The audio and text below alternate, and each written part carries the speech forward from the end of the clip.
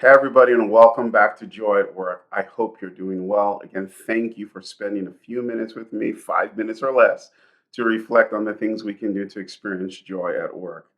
Gunners are 2 for 2, really looking for a big win this weekend at home. Hopefully, I'm here 1 week from now smiling again because we beat Brighton.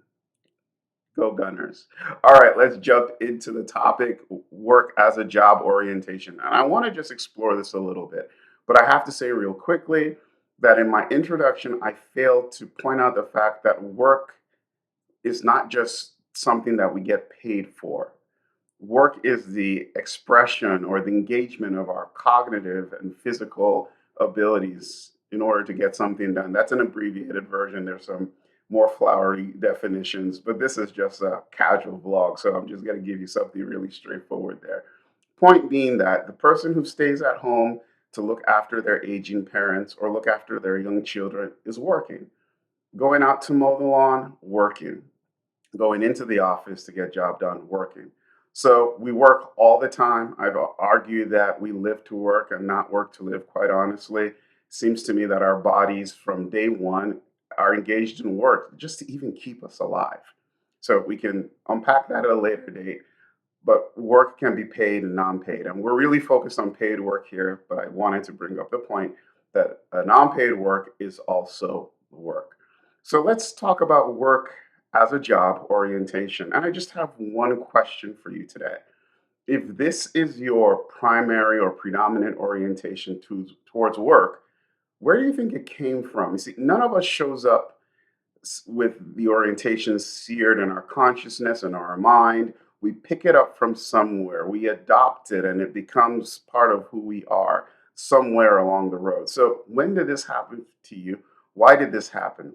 Did you have a bad experience in the workplace and you just decided work can only be a job? And remember, work is a job or having that orientation really just means that you see work as something you need to do. It's an instrument to attain those material desires you have, to meet your material needs. It's all about what you can get in return for doing this job. And that's, for the most part, what work boils down to.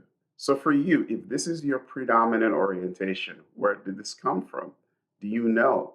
Have you examined it?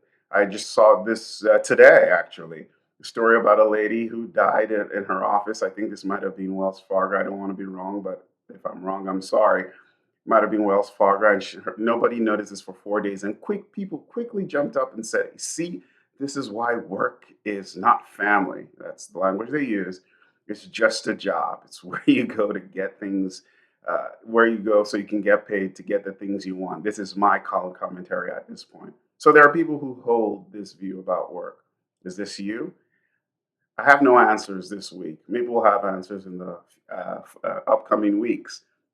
But the question is, if this is your orientation towards work, where did it come from? What experiences have you had that have brought you to this point where this is the way that you see work? So I just want you to reflect on that. And yeah, I've said that we often don't reflect enough on our worldviews and the beliefs that we have, and some introspection about these things is always healthy. Requires courage because you might uncover things that make you uncomfortable. But hey, the unexamined life, I'm told, is not worth living. So thanks for joining me again this week. Appreciate you all. Stay safe. The greatest gift you can do when it comes to this channel for me is sharing this with somebody you know will benefit it. That's sharing the channel or just even this particular episode with someone that will benefit from it. All right, till I see you next time, stay well, be safe. Bye.